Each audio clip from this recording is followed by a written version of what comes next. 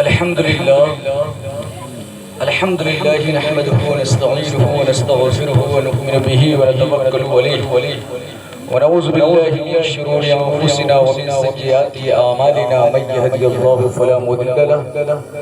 ومن يضلل فلا هادي له ونشهد ان لا اله الا الله واشهد ان محمدا عبده ورسوله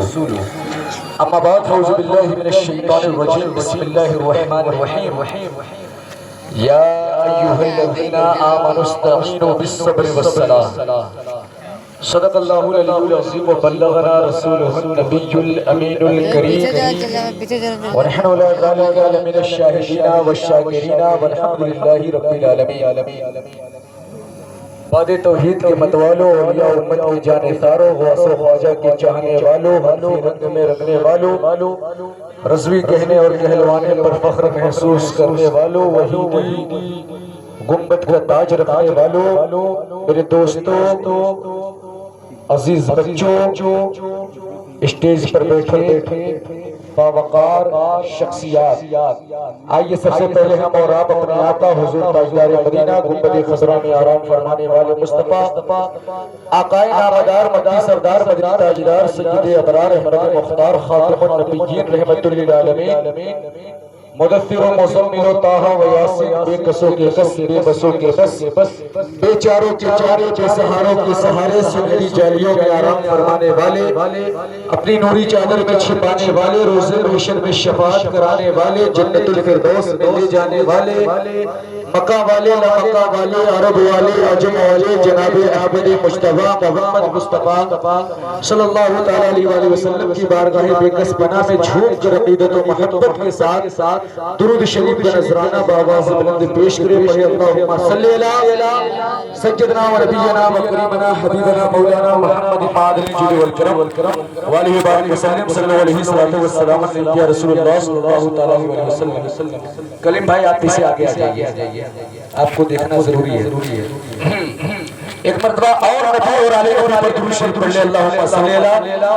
سجدنا و نبینا و کریمنا حبیبنا مولانا محمد معادن الجود والکرم والہ بارک وسلم صلی اللہ علیہ وسلم یا رسول اللہ صلی اللہ تعالیٰ علیہ وسلم معزز سامعین کرام گرمی آپ حضرات کو لگ رہی ہے گرمی لگ رہی ہے گرمی تو لگ رہی ہے بھلا کیسے لگے گا عاشقان حسین کو گرمی نہیں لگتی کیونکہ وہ میدان کربلا کی گرمی کو یاد کرتا ہے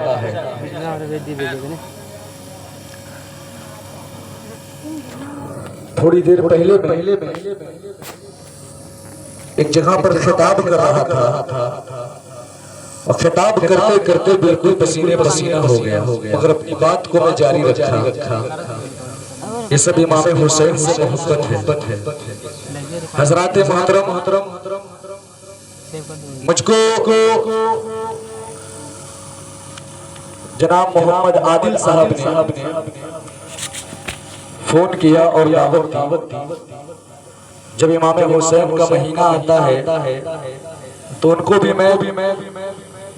اپنی طرف نعت پڑھواتا ہوں انہوں نے مجھ کو یاد کیا آپ حضرات دیکھ رہے ہیں کہ اسٹیج پر جو نقابت کا کام انجام دیا جناب مداح رسول کلیم وحیدی صاحب ان کے بارے میں آپ کو معلوم ہے بہت خوبصورت نعت پڑھتے ہیں ہماری طرف آتے تھے ہلکے ذکر میں جو ہے کہ چار چار لگا دیتے تھے بہت اچھے انداز میں اور حضرات محترم ابھی آپ نے حافظ شمیم صاحب کو سنا جناب ارمان صاحب کو سنا ایک سے بڑھ کر ایک نعت پڑھنے والے اور ہمارے ذوالفقار بھائی کی تو بات ہی الگ ہے یہ نعت پاک لکھتے ہیں اور ماشاءاللہ ان کی نعتوں کو پڑھا جاتا ہے لوگ نعتیں ان سے لے کر پڑھتے ہیں بہت خوبصورت اشعار یہ لکھتے ہیں اور اپنی محنت کو اپنے شعروں کے ذریعے آپ تک پہنچاتے ہیں۔ اللہ تبارک و تعالیٰ ان حضرات کو عمر دراز عطا فرمائے، ان کو صحت و تندرستی عطا فرمائے، اور آپ حضرات کو بھی صحت و تندرستی عطا فرمائے۔ امام حسین کے صدقے طفیل میں ہم سب کے تمام گناہ صغائر و کبائر کو معاف فرمائے۔ برادران ملت اسلامیہ، تھوڑی دیر کے لیے میں آپ لوگوں کے سامنے حاضر ہوا، کچھ باتیں آپ لوگوں کے سامنے کہہ کر میں گزر جاؤں گا، وقت بہت زیادہ ہو چکا ہے۔ حضرات محترم، ایک شعر کے ساتھ میں اپنی گفتگو کو شروع کر رہا ہوں۔ کلیم بھائی اور ذوالفقار بھائی خصوصی طور پر آپ پر توجہ دے کہ تیرے شمشیر کی مٹی جو سر کا تاج ہو جائے۔ ذوالفقار بھائی اور کلیم بھائی آپ لوگ اچھی طرح سمجھیں گے اس کو، کیونکہ یہ کلیم بھائی بھی ایک شاعر کے لڑکے ہیں کہ تیرے شمشیر کی مٹی جو سر کا تاج ہو جائے، یقیناً یہ میری تقدیر کی معراج ہو جائے۔ تیرے شمشیر کی مٹی جو سر کا تاج ہو جائے، یقیناً یہ میری تقدیر کی معراج ہو جائے۔ اور اگر خیرات دینا بند کر دے کربلا والے، یہ دنیا دانے دانے کے لیے محتاج ہو جائے، یہ دنیا دانے دانے کے لیے محتاج ہو جائے، یہ دنیا دانے دانے کے لیے محتاج ہو جائے، یہ دنیا دانے دانے کے لیے محتاج ہو جائے۔ حضرات محترم دیکھیے، ہمارے کلیم بھائی نے، ذوالفقار بھائی نے، حافظ شمیم صاحب نے اپنی محبتوں سے نوازا،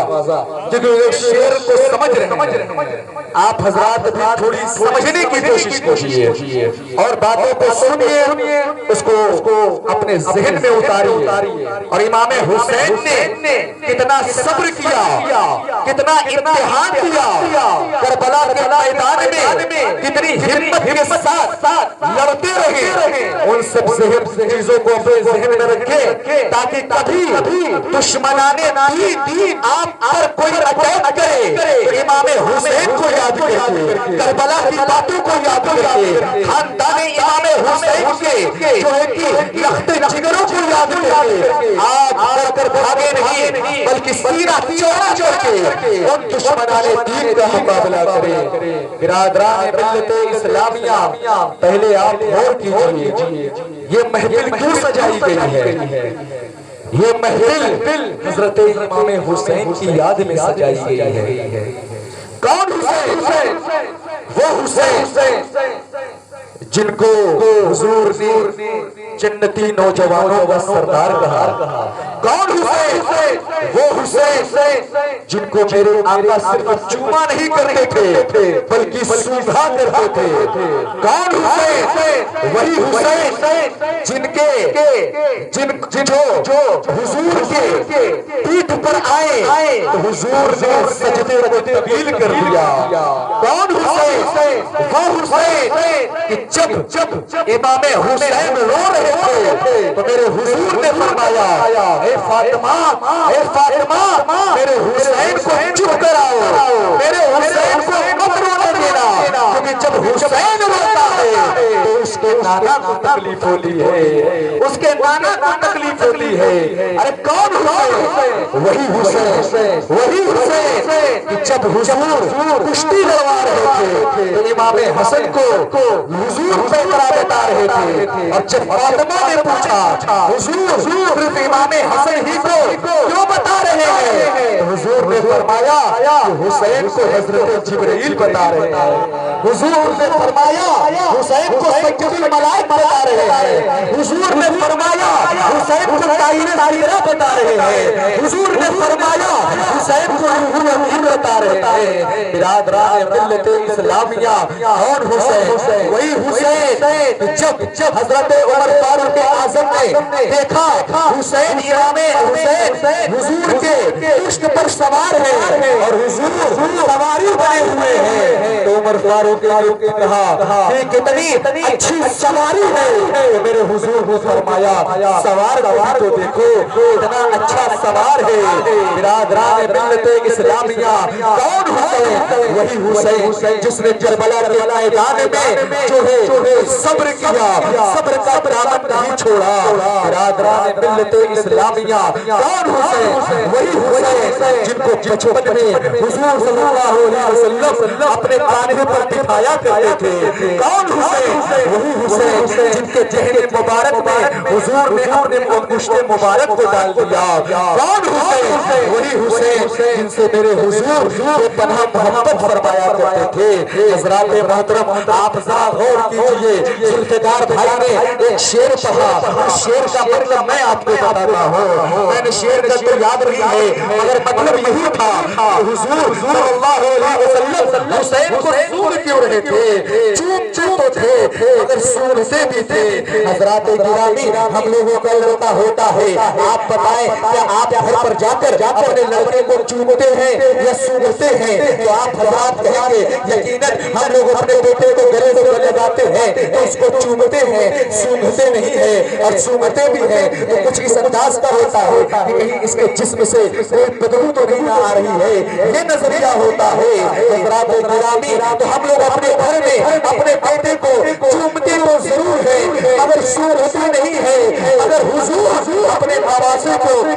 چوم نہیں رہے ہیں بلکہ سونگ رہے ہیں پوچھنے والے نے پوچھا یا رسول اللہ چومنے کا مطلب تو سمجھ میں آ رہا ہے کہ آپ کو اپنے نواسے سے محبت ہے آپ کو اپنے نواسے سے پیار ہے آپ اپنے نواسے کو قریب رکھتے ہیں آپ اپنے نواسے سے بے پناہ محبت کرتے ہیں اس لیے اس کو چوم رہے ہیں مگر یا رسول اللہ آپ اس کو سونگ کیوں رہے ہیں حضرات گرامی حضور نے فرمایا یا حسین کو اس لیے چومتا ہوں حسین دنیا میں ایک پھول کا نام ہے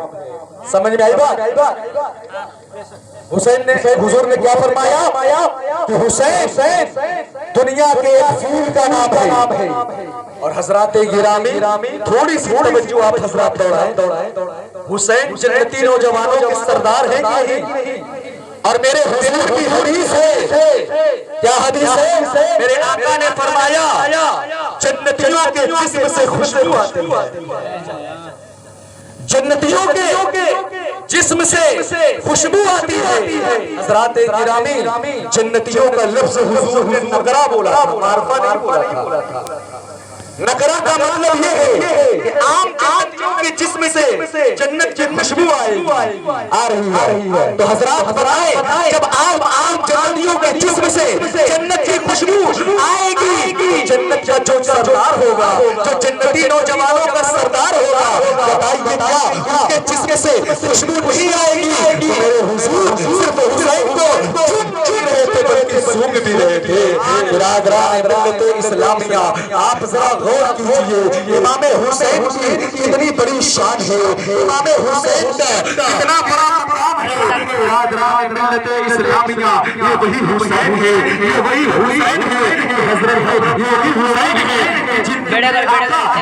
محبت فرماتے ہیں کہ اپنے ابراہیم کی تو قربانی منظور کر لی مگر حسین کی قربانی منظور نہیں کیا حضرات گرامی جب حضرت جبریل علیہ السلام حضور کی بارگاہ میں آئے آنے کے بعد کہنے لگے یا رسول اللہ آپ کا بیٹا ابراہیم ہے اور یا بیٹا آپ کا نواسا حسین ہے پروردگار عالم نے فرمایا ہے ان دونوں میں سے آپ کو جو زیادہ پسند ہے اس کو آپ رکھ لیجیے اور ایک کی قربانی دینا پڑے گا میرے آقا صلی اللہ علیہ وسلم نے پہلے اپنے بیٹے ابراہیم کی طرف دیکھا دیکھنے کے بعد ان کو خیال آیا اگر اس کی قربانی ہو گئی اگر اس کی قربانی دے دوں گا اس کی تکلیف سے بھی مجھ کو ہوگی کہ حسین کی طرف دیکھتے ہیں دل میں خیال آیا اگر اس کو جو دے دوں گا اس کی تکلیف میری بیٹی فاطمہ کو بھی ہوگی حضرت علی کو بھی ہوگی چنانچہ میرے حضور نے حضرت ابراہیم کی قربانی دے دی،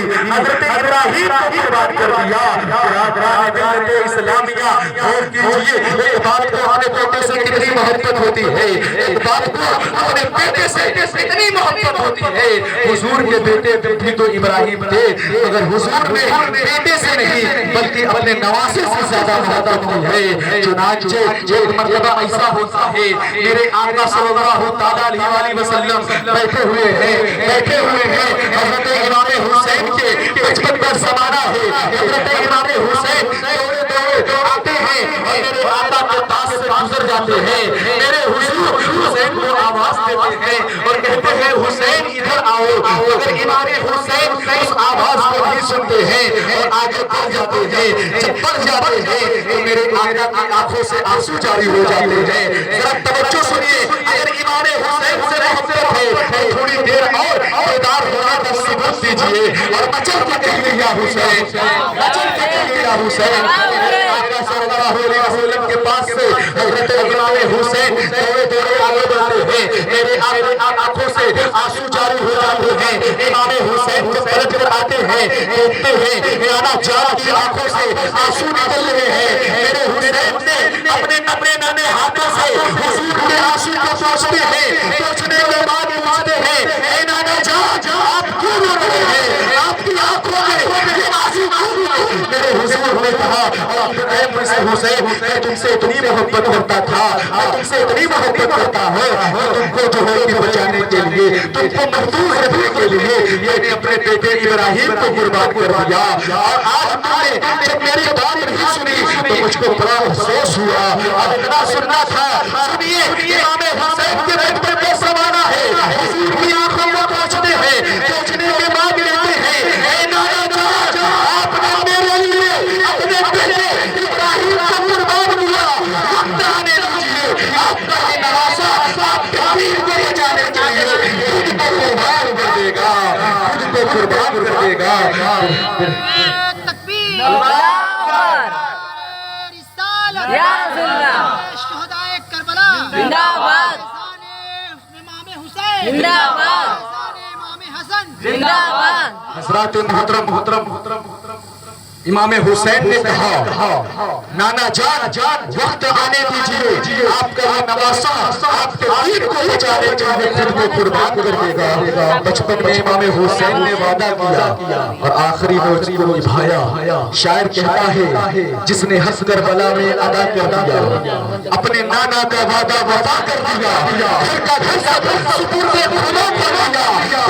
جس نے نوش شہادت کا جام اس حسین ابن حیدر کے لاکھوں سلام، اس حسین ابن حیدر کے لاکھوں سلام۔ برادران ملت اسلامیہ وہ امام حسین ہے، وہ امام حسین ہے کہ جن کے بچپن ہی سے ان کی شہادت کی خبر مشہور ہو گئی ہوگی۔ میرے آقا صلی اللہ علیہ وسلم جو ہے ان کو معلوم ہو گیا تھا کہ میرا بیٹا کربلا میں شہید ہوگا، امام حسین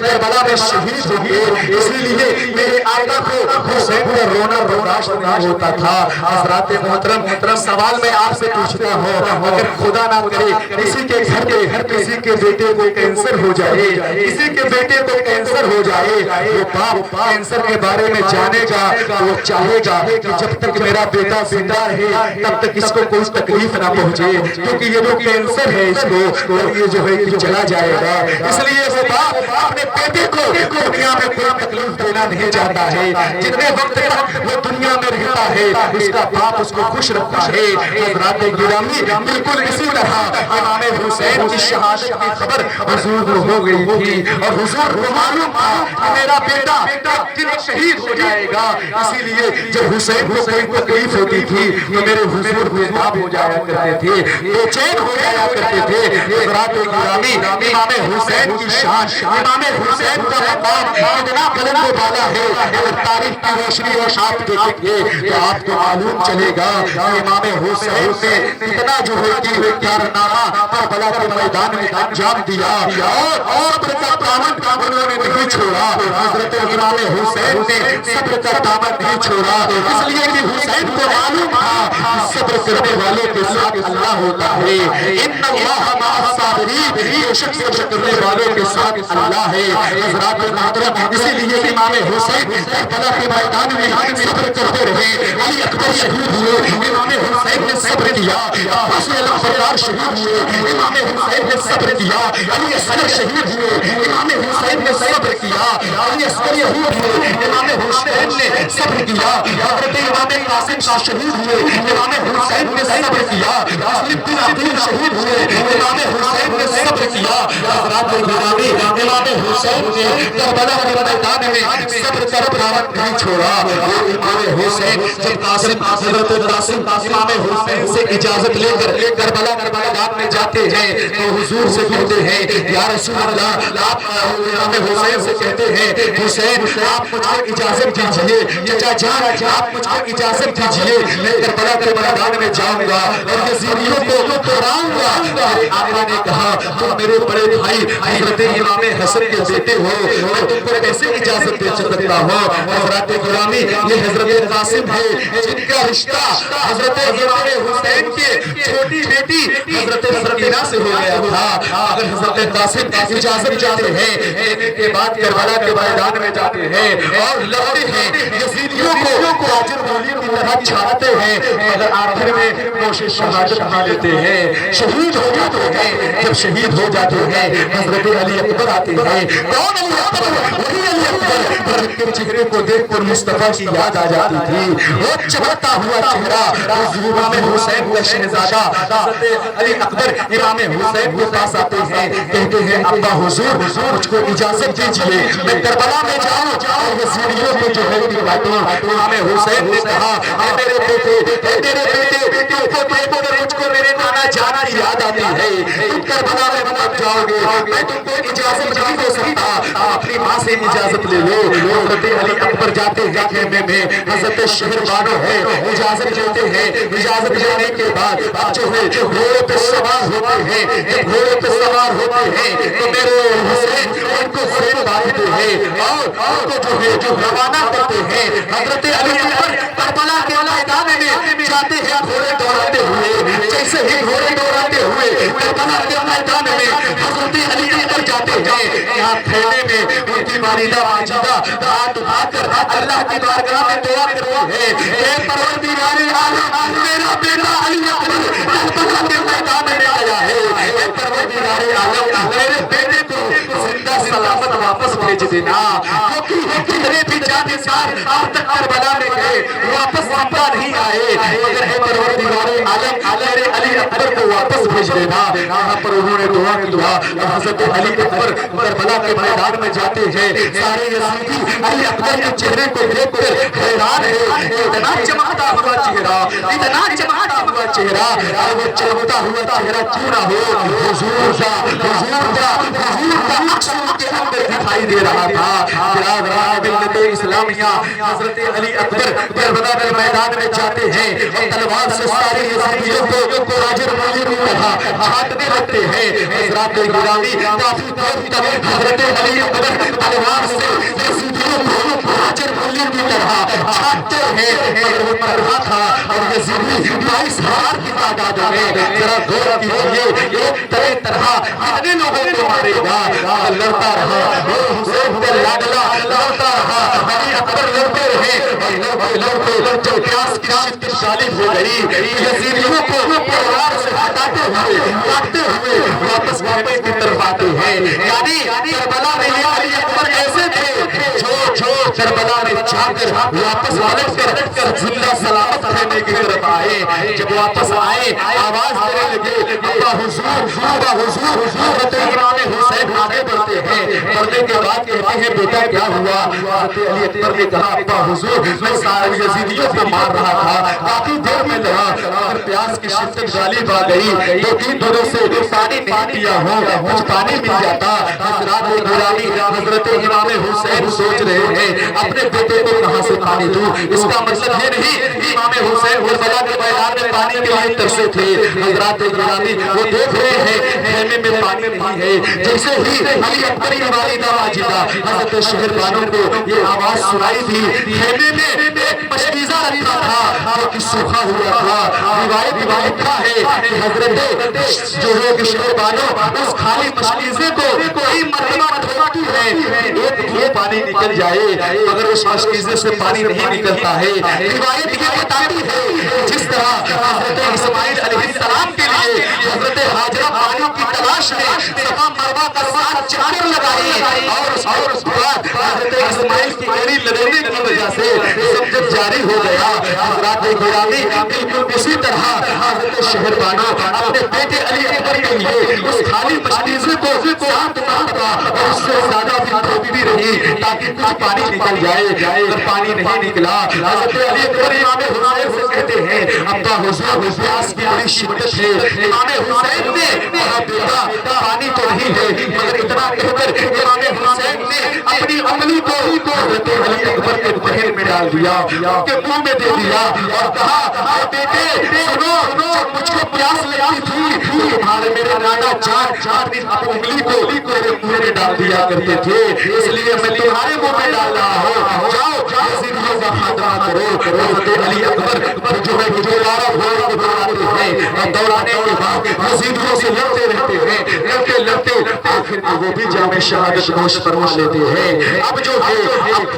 خیمے میں پیاس کی شدت بڑھی، حضرت سکینہ جو تھی امام حسین کی چھوٹی بیٹی، وہ اپنے چچا جان حضرت عباس سرکار سے کہتی ہے اے چچا جان پیاس کی شدت بہت غالب آ رہی ہے، کیا ہم کو تھوڑا سا بھی پانی نہیں مل سکتا؟ حضرت عباس سرکار نے اپنی بھتیجی کی زبان سے یہ جملہ سنا اور بے چین ہو گئے اور مشکیزہ لیا، لینے کے بعد کہا اے میری بھتیجی سکینہ تم فکر مت کرو، میں چاہتا ہوں تمہارے لیے پانی لے کر آتا ہوں۔ مشکیزہ لے کر حضرت عباس علمبردار میدان کربلا میں جاتے ہیں، اپنی تلوار کو گھماتے ہیں، سارے یزیدی ہٹ جاتے ہیں، راستہ صاف ہو جاتا ہے اور راستہ صاف کرتے ہوئے حضرت عباس علمبردار دریائے فرات پر پہنچ جاتے ہیں۔ دریائے فرات پر پہنچنے کے بعد اس مشکیزہ میں پانی کو بھرتے ہیں، بھرنے کے بعد جیسے ہی اس مشکیزہ کو لے کر واپس خیمے کی طرف آنے لگتے ہیں تو سیدھے ہاتھ میں اس مشکیزہ کو پکڑے ہوئے ہیں،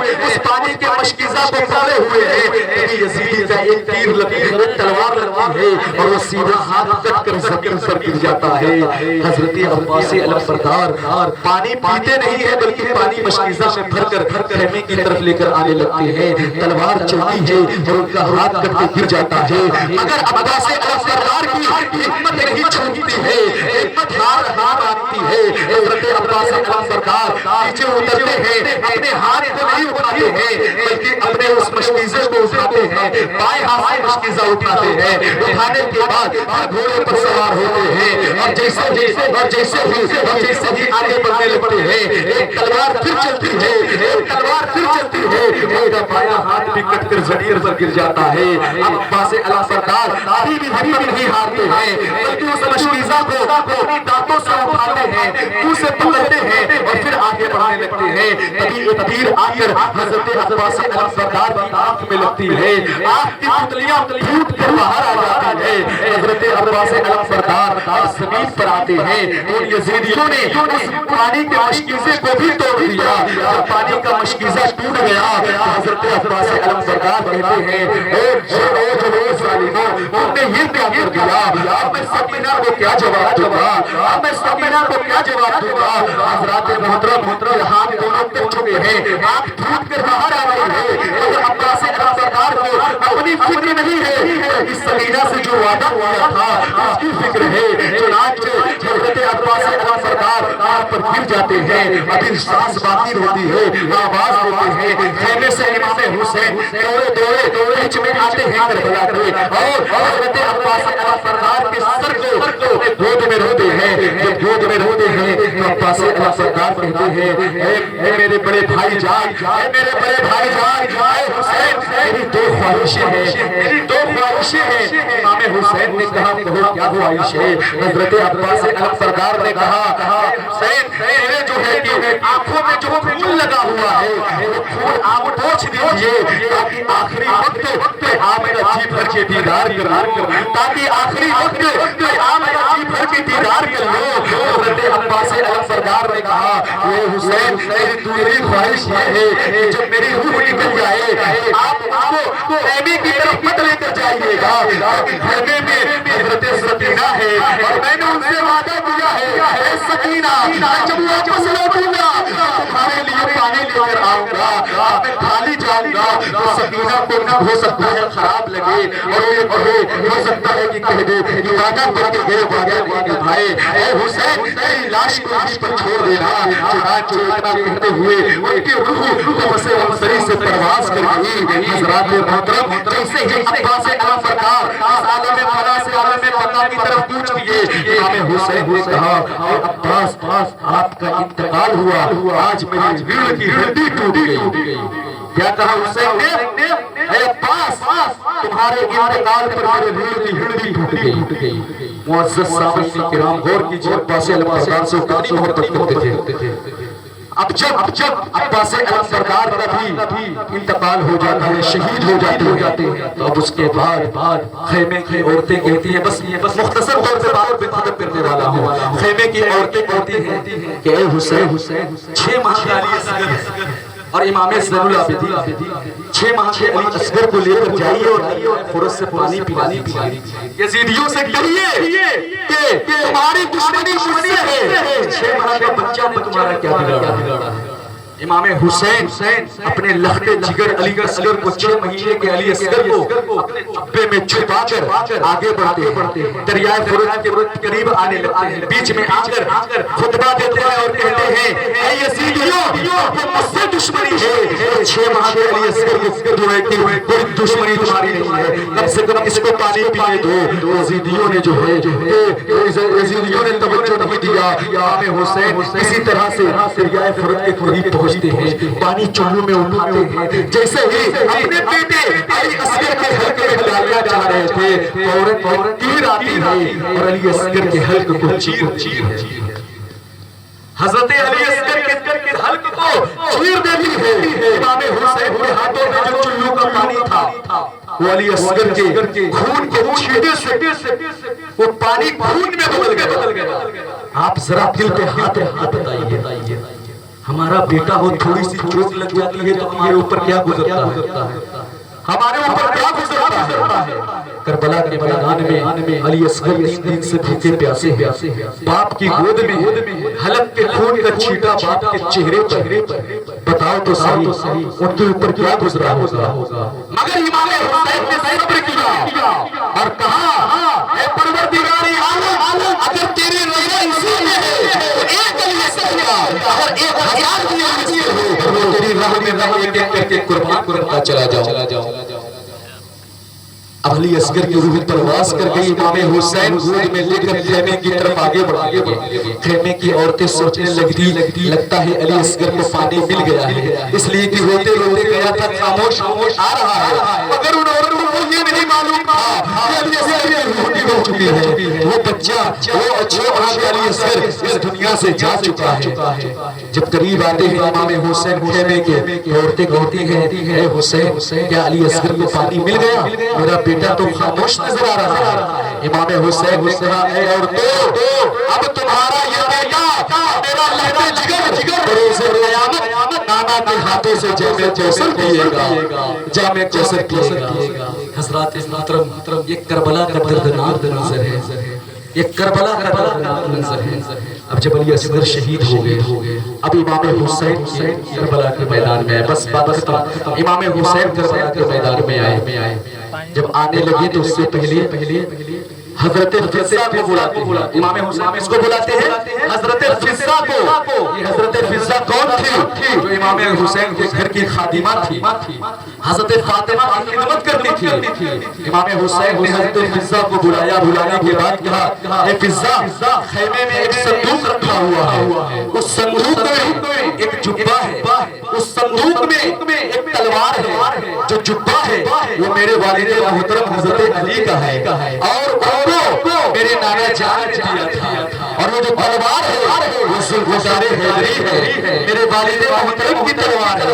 لے کر آؤ میرے پاس۔ جب حضرت فضہ اندر گئی اور اس کو کھولنے لگی تو حضرت زینب جو امام حسین کی بہن ہے انہوں نے کہا کیا کھوج رہی ہو؟ تو انہوں نے بتایا حسین کربلا میں جا رہے ہیں اور یہ چیزیں مانگے ہیں۔ حضرت زینب اس تلوار کو اس جبے کو خود لے کر آتی ہے اور اپنے بھائی کو پہناتی ہے جبہ، تلوار دیتی ہے اور کہتی ہے بھائی جان آپ جا رہے ہیں، جائیں اور اللہ کی ذات پر بھروسہ رکھیں، مقابلہ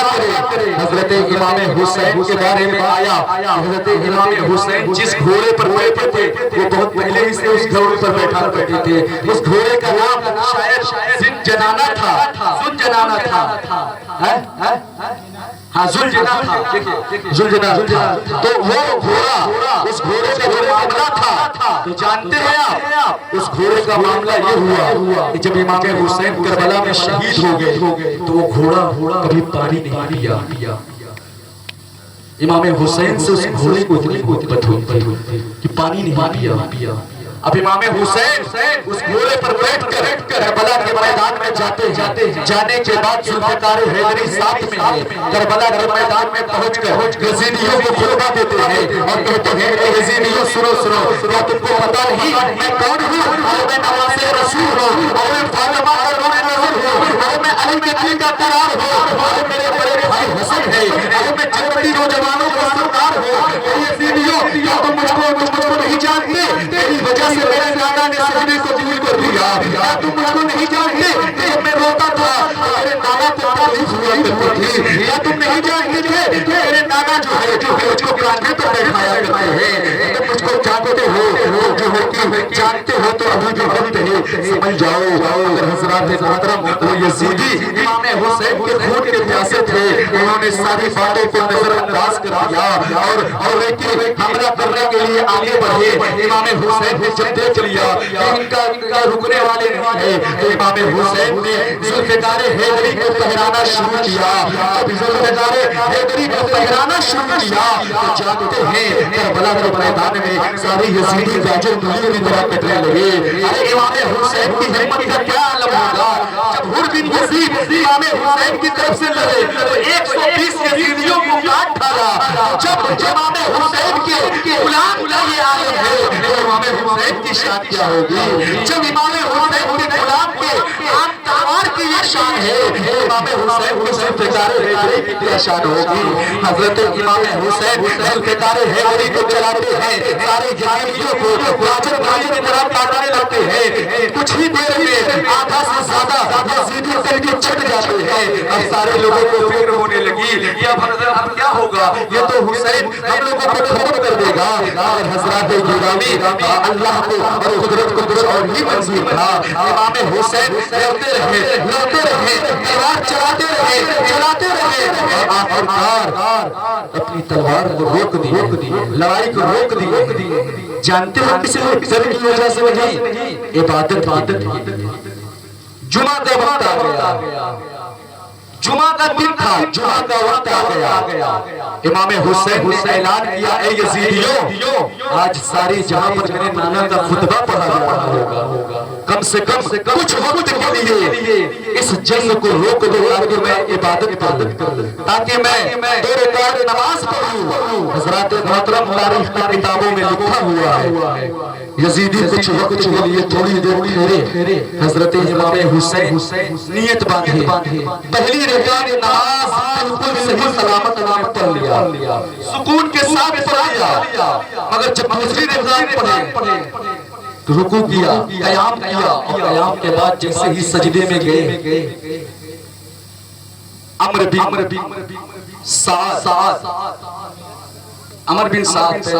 سعد جو ہے اس نے کہا